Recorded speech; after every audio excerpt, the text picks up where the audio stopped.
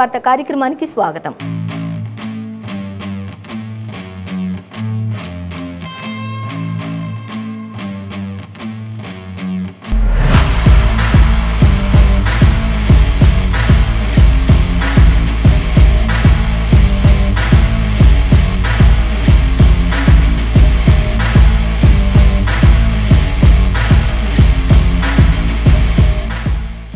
ఈ రోజు మన ముందు వెలుగు, ఆంధ్రజ్యోతి, నమస్తే తెలంగాణ దినపత్రికలోనే సో ఏ దినపత్రికలో ఏ వార్తలు ఉన్నాయి అనేది మనం మొదటిగా చూసుకున్నట్లయితే ఫస్ట్ మనం వెలుగు దినపత్రిక చూసుకుందాం. వెలుగు దినపత్రిక చూసినట్లయితే వెలుగు దినపత్రికలో ఫస్ట్ మనకి ప్రధానంగా ఇచ్చిన వార్త అంటే లిక్కర్ బానిసలు ట్రిపుల్ అంటూ మనకు ఒక వార్త అయితే సంచలనంగా ఇచ్చారు. సో దాని తర్వాత మరొక వార్త, రాబోయే 2 రోజులు వర్షాలు ఉండొచ్చు, వడగాల్పులు కూడా ఉండొచ్చు అంటూ వాతావరణ శాఖ కూడా వెల్లడించింది. సో దాని తర్వాత మనకి మరొక వార్త చూసినట్లయితే కారణాలను గుర్తించామంటూ బాధ్యుల్ని వదలమంటూ మరి ఒడిశాలో జరిగినటువంటి రైలు ప్రమాదాలకి సంబంధించి కూడా మనకి డీటెయిల్స్ ఇచ్చారు.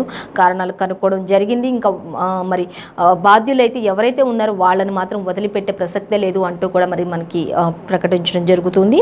ఇక మావోయిస్ట్ అగ్రనేత కటకం సుదర్శన్ కన్నుమూత అంటూ కూడా మనకి ఇక్కడ ఇచ్చారు. అయితే గుండెపోటుతో ఆయన మృతి చెందినట్లుగా ఇచ్చారు. సో దానికి సంబంధించి కూడా మనం అన్ని డీటెయిల్స్ చూసుకుందాం. సో అలాగే మరొక వార్త చూస్తే కాంగ్రెస్ను బంగాళాఖాతంలో వేద్దామంటూ సీఎం కేసీఆర్ మాట్లాడుతున్నటువంటి పరిస్థితి ఇక్కడ కనిపిస్తుంది. ఆ తర్వాత మరొక వార్త, 3 నెలలకు 40,000 కోట్లు అంటూ ఇక్కడ ఓటర్లే లక్ష్యంగా పథకాల పేరుతో కుమ్మరించేందుకు రాష్ట్ర సర్కార్ ప్లాన్ చేసింది దండం బాబోయ్ అన్నట్లుగా ఇక్కడ మనకి ఇవ్వడం జరుగుతుంది. 3 నెలలకు 40,000 కోట్ల రూపాయల పార్టీ బలోపేతానికి ఎంతైనా ఖర్చు పెట్టడానికి ముందుకు వెళ్తున్నటువంటి పార్టీ అన్నట్లుగా ఇక్కడ మనకి ఇవ్వడం జరుగుతుంది. సో ఇంకా మరొక వార్త చూస్తే అభివృద్ధిలో ఫెయిల్, అవినీతిలో నెంబర్ 1 అంటూ ఇది కేసీఆర్ 9 ఏళ్ల పాలనకు నిదర్శనం అంటూ వివేక్ వెంకటస్వామి కూడా చెప్పడం జరుగుతుంది. అలాగే తెలంగాణని మా నెక్స్ట్ టార్గెట్ అంటూ రాహుల్ కూడా ప్రసంగించడం జరుగుతుంది. సో నెక్స్ట్ తెలంగాణని వాళ్ళ టార్గెట్గా అంటే కాంగ్రెస్ అంతా కూడా తెలంగాణలో ఇప్పుడు జరుగుతున్నటువంటి అభివృద్ధి ఏమాత్రం కూడా తెలంగాణ ప్రజలకు కావాల్సినవి ఏవి కూడా వాళ్ళకి అందలేదు అనే విధంగా రాహుల్ కూడా స్పీచ్ ఇచ్చారు. సో దానికి సంబంధించి డీటెయిల్స్ చూద్దాం. అలాగే ఇక ఖమ్మంలో డెంటల్ స్టూడెంట్ సూసైడ్ అంటూ మనకి ఇక్కడ ఇచ్చారు. హాస్టల్లో పెట్రోల్ పోసుకొని నిప్పంటించుకొని మృతి చెందినట్లుగా తెలుస్తుంది అంటూ మాత్రం మనకి వెలుగు దినపత్రికలు ఇచ్చారు. సో ఇవన్నీ కూడా మనం డీటెయిల్గా చూసుకుందాం.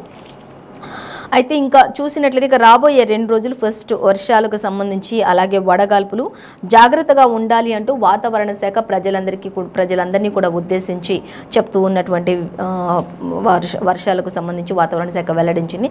అయితే ఖచ్చితంగా వర్షాలు పడవచ్చు ఏ టైంలోనైనా సరే, మళ్ళీ అదేవిధంగా యథావిధిగా మళ్ళీ వడగాల్పులు కూడా వీచే అవకాశం ఉండొచ్చు. కాబట్టి ప్రజలు ఎప్పటికప్పుడు అప్రమత్తంగా ఉండడం అనేది చాలా ఇంపార్టెంట్ అన్నట్లుగా మాత్రం మనకి ఇక్కడ ఇచ్చారు. సో మరిన్ని డీటెయిల్స్ కూడా మనకి సెకండ్ పేజీలో ఇచ్చారు. ఏదేమైనప్పటికీ ఎల్లో అలర్ట్ కూడా జారీ చేశారు. కాబట్టి ప్రజలందరూ కూడా అప్రమత్తంగా ఉండాలి. బయటకు వెళ్ళినప్పుడు కానీ, ఇంట్లో ఉన్నప్పుడు కానీ, మరి వర్షాలు వచ్చినప్పుడు రోడ్ల మీద నడుస్తూ ఉన్నప్పుడు కానీ ఇలా అన్ని విధాలుగా జాగ్రత్తలు తీసుకోండి. బైక్పై ప్రయాణించే వాళ్ళు ముఖ్యంగా ఎక్కడైనా నీరు నిలిచిన చోట ఆ ప్రాంతంలో బైక్లు వెళ్లకుండా జాగ్రత్తలు తీసుకోండి. వర్షాల కారణంగా ఎక్కడ పడితే అక్కడ నాలాలు లీకేజ్ అవుతూ ఉన్నాయి, ప్రమాదాలు జరుగుతున్నాయి. కాబట్టి వాటన్నిటికీ సంబంధించి జాగ్రత్తలు తీసుకుంటే బెటర్ అన్నట్లుగా మనకి వాతావరణ శాఖ వెల్లడిస్తూ ఉంది. సో అలాగే మరొక వార్త మనం చూసినట్లయితే కారణాలను గుర్తించాం, బాధ్యుల్ని వదిలిపెట్టమంటూ మనకి ఒక వార్త తెచ్చారు. ఒడిశా రైలు ప్రమాదంపై కేంద్ర మంత్రి అశ్విని వైష్ణవ్ ప్రకటించారు. ఈ విషయంపై మరి అశ్విని వైష్ణవ్ రైల్వే డిపార్ట్మెంట్కి సంబంధించినటువంటి ఆఫీసర్ మనకి ఈ విషయాన్ని వెల్లడించారు. ఖచ్చితంగా కారణాలను అయితే గుర్తించారు అంటూ కూడా మనకి ఇక్కడ ఇచ్చారు. మరి ఆ యొక్క ప్రమాద ఘటన పలువురు కంటతడి పెట్టేటటువంటి దృశ్యాలను కూడా మనం ఆల్రెడీ చూస్తూ ఉన్నాం. ఇంకా చూసినట్లయితే ఎలక్ట్రానిక్ ఇంటర్లాకింగ్లో మార్పుల వల్లే ఇటువంటి ఘోర ప్రమాదం జరిగింది అంటూ కూడా తెలుస్తుంది. డ్రైవర్ తప్పిదం లేదని కూడా చెప్పిన రైల్వే బోర్డు సభ్యులు. డ్రైవర్ తప్పిదం ఏమాత్రం కూడా లేదు, అది వేరొక ప్రాబ్లం జరిగింది అక్కడ అంటూ కూడా, అంటే ఎలక్ట్రానిక్ ఇంటర్లాకింగ్లో మార్పులు చేశారు కాబట్టి ఆ మార్పుల వల్ల ఇది జరిగింది, కానీ డ్రైవర్ తప్పిదం అయితే లేదు అని క్లియర్గా మెన్షన్ చేసినట్లుగా మనం గమనించవచ్చు. ఇంకా అలాగే కోరమండల్ ఎక్స్ప్రెస్ మాత్రమే ప్రమాదానికి గురైందని చెప్పేసి కూడా వివరణ. అలాగే ముమ్మరంగా ట్రాక్లపై పునరుద్ధరణ పనులు కూడా జరుగుతున్నాయి. మృతదేహాలను భద్రపరిచేందుకు మార్చరీల్లో సరిపోని జాగాలు అంటూ కూడా ఇచ్చారు. మృతదేహాలను భద్రపరచడానికి కనీసం మార్చరీల్లో జాగా కూడా సరిపోయినటువంటి పరిస్థితి ఇప్పుడు అక్కడ నెలకొంది అనేది తెలుస్తుంది. ఇంకా తమ వారిని గుర్తించలేని వారిని ఇళ్లలో చెప్పకుండా కూడా కొంతమంది బయలుదేరి ఉంటారు. కొంతమంది మరి సగం ఎక్కడి వరకు చిన్న చిన్న ప్రయాణాలు అనుకొని బయలుదేరి ఉండొచ్చు. ఇలా రకరకాల కారణాలతో కనీసం తమ వారు అక్కడ ఉన్నారని కూడా తెలియని వాళ్ళు కూడా ఉంటారు. ఇలా రకరకాల కారణాలతోటి మరి చాలామంది మృతదేహాలను అక్కడ పెట్టడానికి కూడా ఆ యొక్క మార్చిరి ప్రాంతం కూడా సరిపోని పరిస్థితిలో ఉంది. అక్కడంతా కూడా జేసీబీలతోటి ఆ ట్రాక్లన్నింటినీ కూడా కదిలిస్తూ ఉన్నప్పుడు మరి ఆ యొక్క మృతదేహాలన్నీ కూడా శిథిలమైపోతూ ఉన్నాయి. కనీసం గుర్తించలేని పరిస్థితిలో కూడా ఉంటున్నాయి తమ వారిని అనేది కూడా అక్కడ అర్థమవుతుంది. మరి ఈ పరిస్థితిలో మరి అక్కడ ఉన్నటువంటి పరిస్థితి ఏం జరుగుతుంది, శవాలు గుట్టలు గుట్టలుగా అక్కడ ఉన్నాయని చెప్పేసి కూడా మనకి ఇక్కడ క్లియర్గా ఇచ్చారు. ఖచ్చితంగా మాత్రం బాధ్యుల్ని వదిలిపెట్టే ప్రసక్తి అయితే లేదు. కారణాలన్నింటిని కూడా తెలుసుకున్నామంటూ కూడా కారణాలన్నీ కూడా తెలుసుకున్నామంటూ ఇంకా కేంద్ర మంత్రి అశ్విని వైష్ణవ్ కూడా ఈ ప్రకటన చేసినట్లుగా తెలుస్తుంది. ఖచ్చితంగా వారిని అయితే వదిలే ప్రసక్తి లేదు, డ్రైవర్ తప్పిదం మాత్రం ఇందులో లేదు అంటూ కూడా తెలుస్తూ ఉంది. సో ఇంకా మరిన్ని డీటెయిల్స్ కూడా మనకి దీనికి సంబంధించి 9th పేజీలో అయితే ఫుల్ డీటెయిల్స్ ఇచ్చారు, మనం అది గమనించవచ్చు. ఇక అలాగే మావోయిస్ట్ అగ్రనేత కటకం సుదర్శన్ కన్నుమూత అంటూ ఇచ్చారు. గుండెపోటుతో మే 31న ఆయన మృతి చెందినట్లుగా తెలుస్తుంది అంటూ ఇచ్చారు. అలాగే ప్రకటించిన కేంద్ర రాష్ట్ర కమిటీ అధికార ప్రతినిధులు అనేది కూడా మనకి క్లియర్గా మెన్షన్ చేశారు. విప్లవ సాంప్రదాయాలతో అంత్యక్రియలు జరుగుతాయి అంటూ కూడా చెప్తూ ఉన్నారు. ఈ నెల 5 నుంచి ఆగస్టు 3 వరకు స్మారక సభలకు పిలుపునిచ్చారు అంటూ కూడా స్వస్థలం బెల్లంపల్లిలో అంటూ కూడా ఆయన స్వస్థలమైనటువంటి బెల్లంపల్లిలో కూడా విషాద చేయాలు అలుముకున్నాయి అనేది కూడా క్లియర్గా మెన్షన్ చేశారు. సో మరిన్ని డీటెయిల్స్ కూడా మనం 2nd పేజీలో చూడొచ్చు అనేది మనకి క్లియర్గానే మెన్షన్ చేశారు. సో అలాగే మరొక వార్త చూసినట్లయితే ఇక యాక్సిడెంట్ కేసుల్లో 30% ఇవే జరుగుతూ ఉన్నాయి. లిక్కర్కి సంబంధించి అంటే డ్రింక్ అండ్ డ్రైవ్ చేస్తూ ఉండడం వల్ల ఎక్కువగా యాక్సిడెంట్ కేసులకు సంబంధించి కూడా దీని ప్రభావం ఎక్కువగా చూపుతూ ఉంది అనేది కూడా క్లియర్గా మెన్షన్ చేశారు.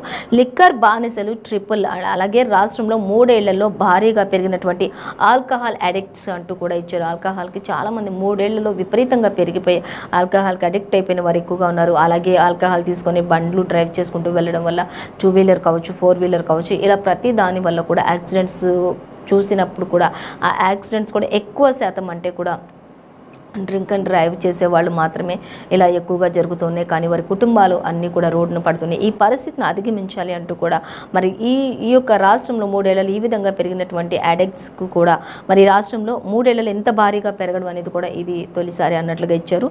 ఇక డీ అడిక్షన్ సెంటర్లకు కూడా రోజుకు 2000 మంది క్యూ కడుతూ ఉన్నట్లుగా కూడా మనకి క్లియర్గా మెన్షన్ చేశారు.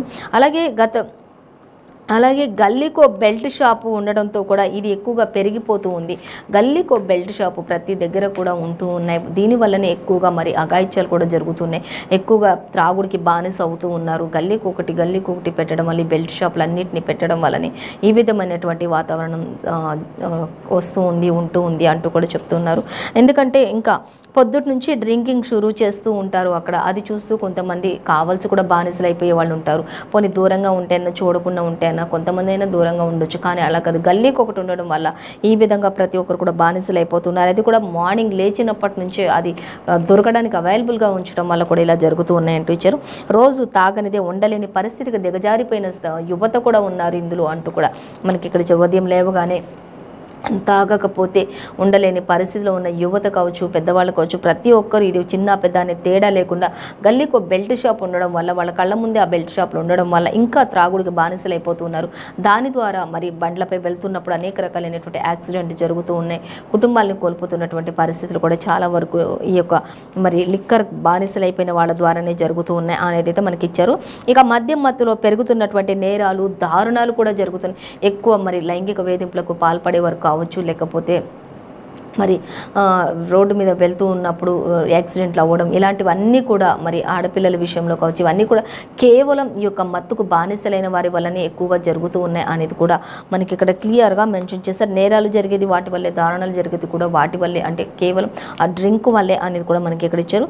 ఇక రాష్ట్ర వ్యాప్తంగా చూసినట్లయితే 500 ప్రైవేట్ రిహాబిలిటేషన్ సెంటర్లు కూడా ఉన్నాయి అంటూ ఇచ్చారు.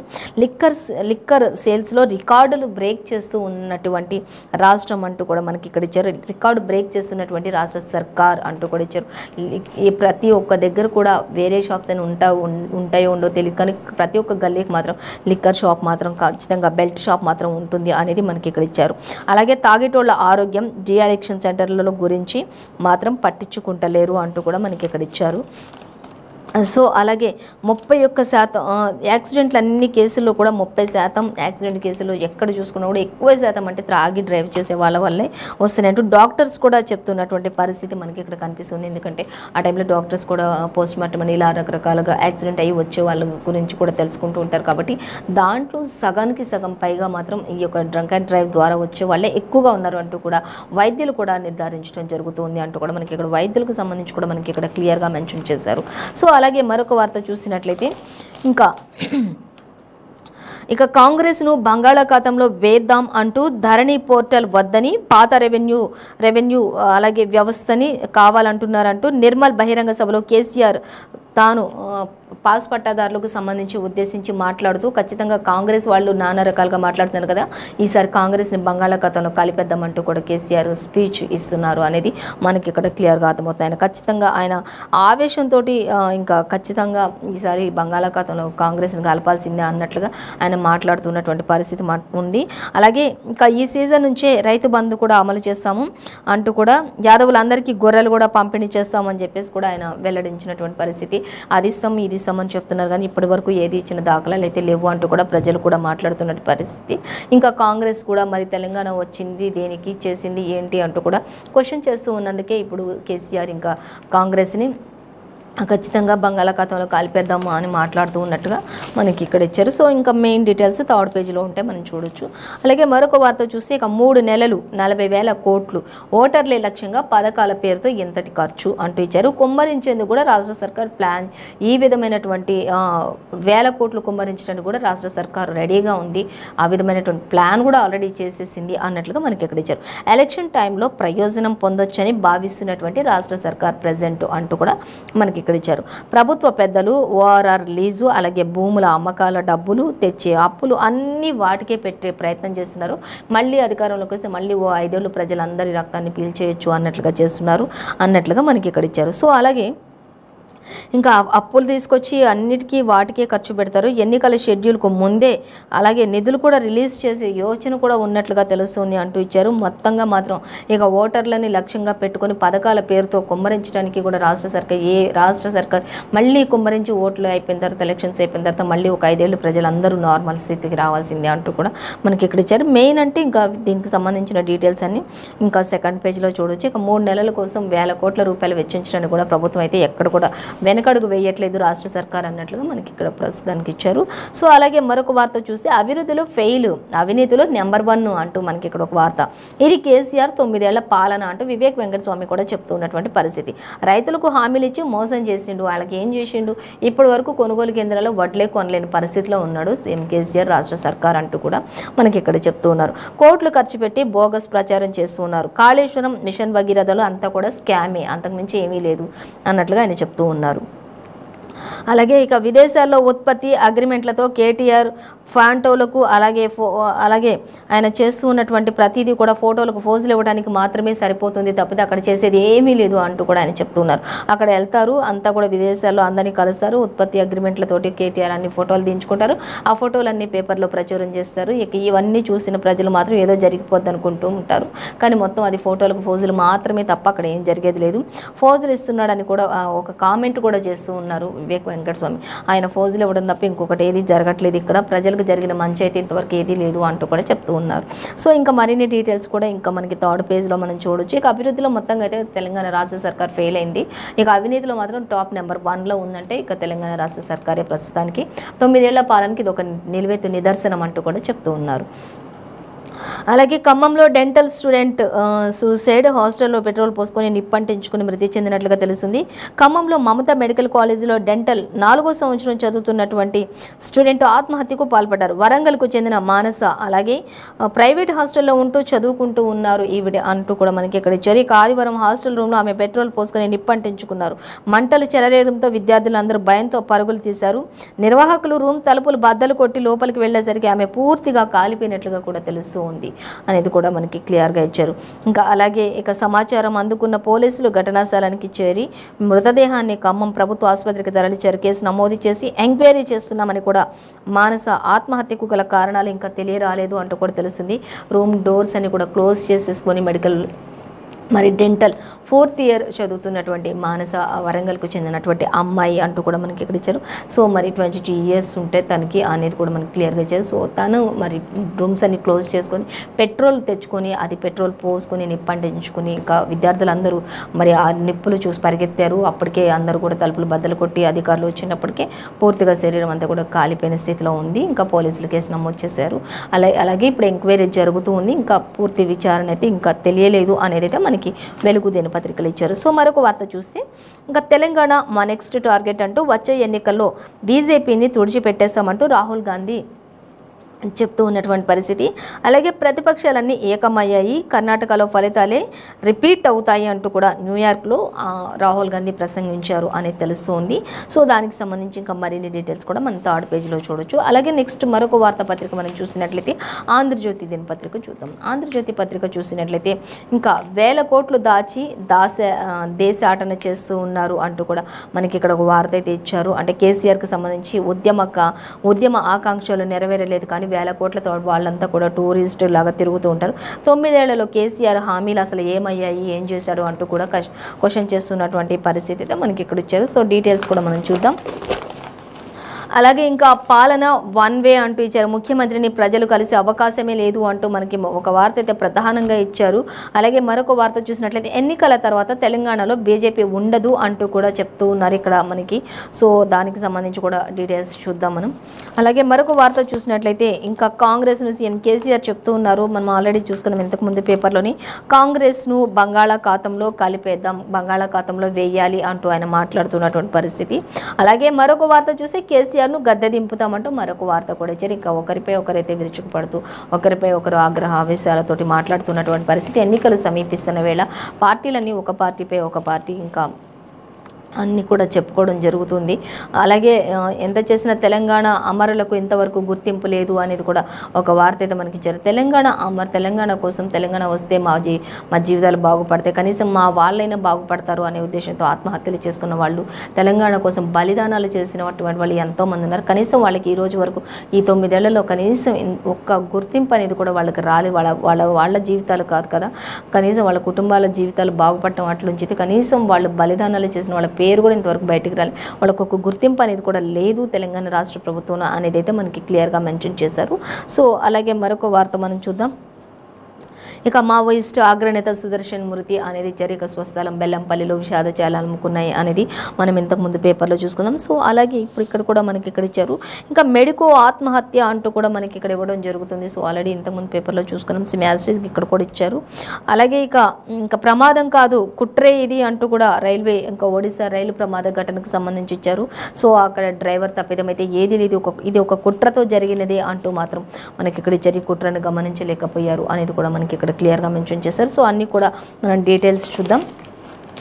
ఫస్ట్ మనం చూసినట్లయితే ముఖ్యమంత్రిని ఇంకా పాలన 1 వేనే ఉంటుంది, ముఖ్యమంత్రిని కలిసేందుకు కూడా అవకాశం లేదు అంటూ ఇక్కడ ఇచ్చారు. తమ సమస్యలు చెప్పుకునే ఆస్కారం కూడా ఆ మాటకు వస్తే పిలిస్తే తప్ప ఎమ్మెల్యేలకు కూడా నో. ప్రజల సొమ్ముతో నిర్మించిన కొత్త సచివాలయంలోకి ఒక్కరు కూడా వెళ్ళడానికి దారి లేకుండా చేశారు. ప్రజల సొమ్ముతోనే కదా అదంతా చేసింది, కనీసం ప్రజలు వెళ్ళడానికి కదా ఆఖరికి ఎమ్మెల్యేతో మాట్లాడే ఛాన్స్ కూడా లేకుండా చేశారు అంటూ కూడా మనకి ఇక్కడ క్లియర్గా ఇచ్చారు. ప్రజల సొమ్ముతో నిర్మించిన కొత్త సచివాలయంలోకి వారనే రానివ్వడం లేదంటే ఎంతటి దౌర్భాగ్య పరిస్థితి ఇది అన్నట్లుగా మనకి ఇక్కడ ఇచ్చారు. కాసేపు అవకాశం ఇచ్చిన 1,00,000 ఆంక్షలు. అలాగే కొందరు ఎమ్మెల్యేలకు ప్రవేశం నిషేధం, కొందరు ఎమ్మెల్యేలకు కూడా ప్రవేశం నిషేధం అంటే ఇంకా ఏం చెప్పాలి కొత్త సచివాలయంలోకి అన్నట్లుగా ఇచ్చారు. 9 ఏళ్ల స్వయం పాలనలో నియంతృత్వ పోకడ మాత్రం ఇంతవరకు ఇదే జరుగుతూ వస్తుంది తప్పితే ఎక్కడ కూడా ఏమాత్రం కూడా మరి న్యాయం అనేది కనిపించట్లేదు. పాలన అంతా కూడా 1 వేలో జరుగుతుంది. ఆఖరికి ఎమ్మెల్యేలకే దిక్కు లేదు అక్కడికి వెళ్ళడానికి, ఇంకా సామాన్య ప్రజలకి ఏం దిక్కు ఉంటుంది లోపలికి వెళ్ళి సమస్యలు చెప్పుకోవడానికి. అది నిర్మించింది మాత్రం ప్రజల సొమ్ముతోటి, ప్రజలు సంపాదించిందంతా కూడా వాళ్ళకు పెట్టి వాళ్ళు అంతా కూడా అవన్నీ కూడా చేసుకొని ప్రజల సొమ్ము అంతా కూడా ఆ విధంగా మరి విలాసవంతమైన భవనాలు కట్టుకుని కనీసం ఇప్పుడు ఒక ప్రజలు అక్కడికి వెళ్ళడానికి కూడా అవకాశం లేకుండా చేశారంటే అంతకంటే ఇంకేం చెప్పాలి అంటూ కూడా ఇచ్చారు. అయితే మెయిన్ డీటెయిల్స్ అన్నీ కూడా ఖచ్చితంగా మనకి 5th పేజీలో ఉంచారు, చూడొచ్చు. ఇంకా మరొకటి చూసినట్లయితే ఇంకా తెలంగాణ అమరులకైతే అసలు గుర్తింపు కూడా లేదు అంటూ ఇచ్చారు. సర్కారు ఉత్సవాలు చేస్తూ ఉంది కానీ అమరుల కుటుంబాల్లో ఎవరికైనా ఒక్క అవకాశం కూడా లేదు అంటూ కూడా చెప్తున్నారు. సర్కారు ఒకటే ఉత్సవాలు జరుపుకుంది, తెలంగాణ ఉత్సవాలు అంటే 21 రోజుల ఉత్సవాలను జరుపుకుంటుంది. కనీసం బలిదానాలు చేసిన వాళ్ళ పేరు కాదు, వాళ్ళ కుటుంబాలు కాదు, ఎవరి గురించి కూడా ఒక్క మాట కూడా చెప్పట్లేదు. వాళ్ళ డబ్బా వాళ్ళే కొట్టుకుంటున్నారు అంటూ కూడా మనకి ఇక్కడ మరొక వార్త అయితే కనిపిస్తుంది. ఇంకా అమరుల కుటుంబాల ఒక్కరికి కూడా సంతోషం అనేది లేదు అంటూ ఇచ్చారు.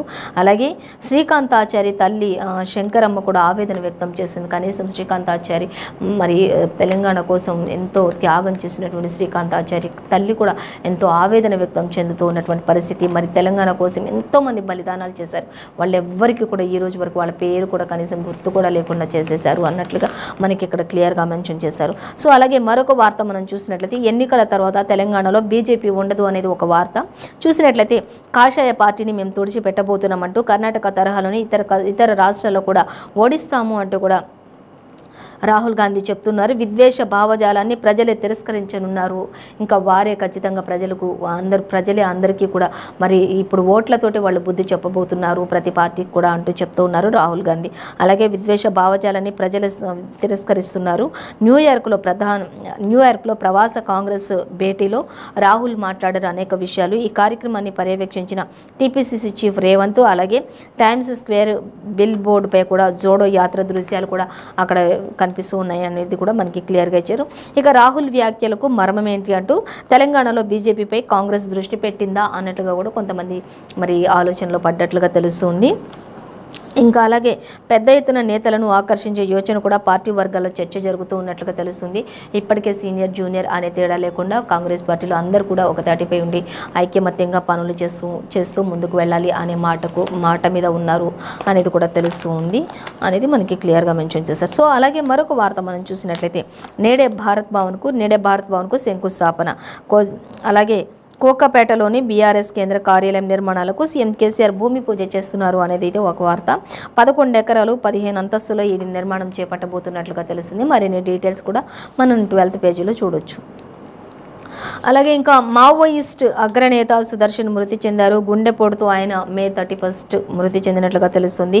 ఇంకా ప్రకటన చేశారు. 4 దశాబ్దాలకు పైగా పోరు బాటలోనే ఉన్నారు. 2010లో ఆయన దంతెవాడలోని సిఆర్పిఎఫ్లో ఉన్నారు. ఇంకా అలాగే జవాన్లపై కూడా దాడి వెనుక సూత్రధారిగా ఉన్నారు. కరీంనగర్ జిల్లాలో సుదర్శన్పై 21 కేసులు ఉన్నాయి అంటూ కూడా ఇచ్చారు. ఇంకా అలాగే ఆయన స్వస్థలంలో కూడా కొంత విషాదచాలు అలుముకున్నాయి అనేది కూడా తెలుస్తుంది అనేది క్లియర్గా మనకి ఇచ్చారు. సో అలాగే ఇంకొక వార్త చూస్తే కాంగ్రెస్ను బంగాళాఖాతంలో వేయాలి అంటూ సీఎం కేసీఆర్ అంటే నిర్మల్ జిల్లాలో ఆయన జరిగినటువంటి ఎల్లపల్లిలో జరిగిన బీఆర్ఎస్ సభలో కేసీఆర్ ప్రసంగంలో ఆయన కాంగ్రెస్కి సంబంధించి ఈ విధంగా మాట్లాడారు అనేది అయితే ఇచ్చారు.